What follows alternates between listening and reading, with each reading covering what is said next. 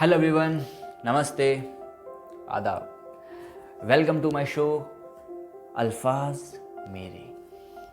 मैं हूं वासिद खान और आज हमारे शो का सेकंड एपिसोड है जिसका टाइटल है पावर ऑफ पॉजिटिव थॉट। तो स्टार्ट करते हैं आज की कहानी। ये कहानी सुनने के बाद आपकी ज़िंदगी में जितनी भी टेंशन है सब खत्म हो जाएगी। बस इस कहानी को धैर्य और शांति से सुनें और पूरा सुनें। तो स्टार्ट करते हैं आज की कहानी। एक व्यक्ति काफ़ी दिनों से चिंतित था, जिसके कारण वह चिड़चिड़ा और तनाव में रहने लगा।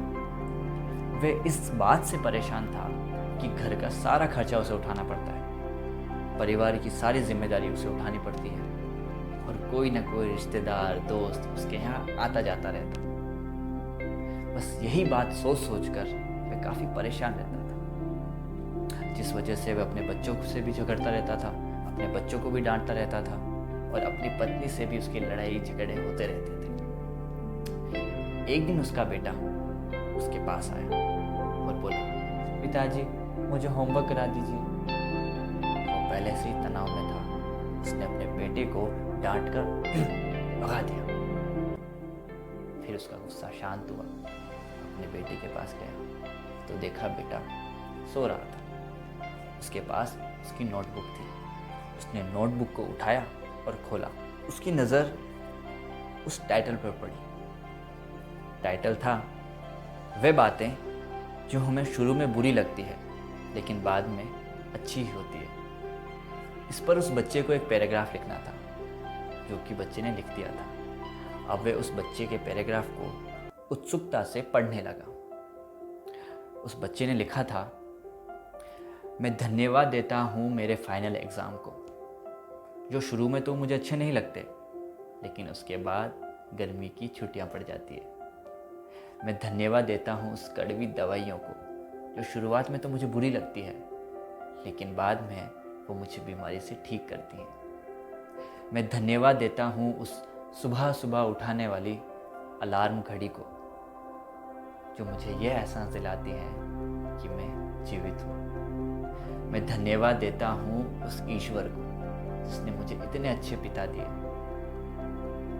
उनकी डांट शुरू में तो मुझे बुरी लगती है लेकिन बाद में वो मुझे घुमाने ले जाते हैं, मुझे अच्छी अच्छी चीज़ें दिलाते हैं और मैं खुशनसीब हूँ कि मेरे पिता हैं, क्योंकि मेरे दोस्त सोहन के तो पिता ही नहीं है। बच्चे का होमवर्क पढ़ने के बाद वह व्यक्ति जैसे नींद से जाग गया हो। वह पूरा बदल सा गया था। बच्चे की लिखी सारी बातें उसके दिमाग में बार बार घूम रही थी, खासकर वो लास्ट वाली लाइन। वह पूरी तरह से नींद से जाग गया था। फिर वह शांति से एक जगह बैठा और अपनी परेशानियों के बारे में सोचने लगा। मुझे घर का सारा खर्चा उठाना पड़ता है, इसका मतलब मेरे पास घर है और मैं ईश्वर का शुक्रिया अदा करता हूँ कि मैं उन लोगों से बेहतर हूँ जिनके पास अपना घर नहीं है। मुझे परिवार की जिम्मेदारी उठानी पड़ती है, इसका मतलब है मेरे पास परिवार है, मेरे पास पत्नी है, बच्चे हैं और मैं उन लोगों से खुशनसीब हूँ जिनका परिवार नहीं है, जो इस दुनिया में बिल्कुल अकेले हैं।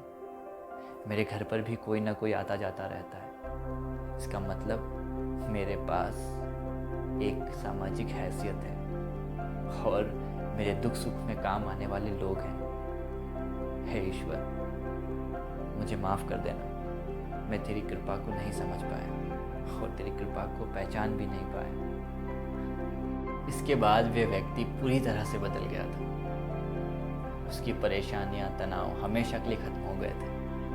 वह उठा और अपने बेटे के पास गया और उसे गोद में उठाकर उसके माथे को चूमने लगा और उसने ईश्वर और अपने बेटे को धन्यवाद दिया।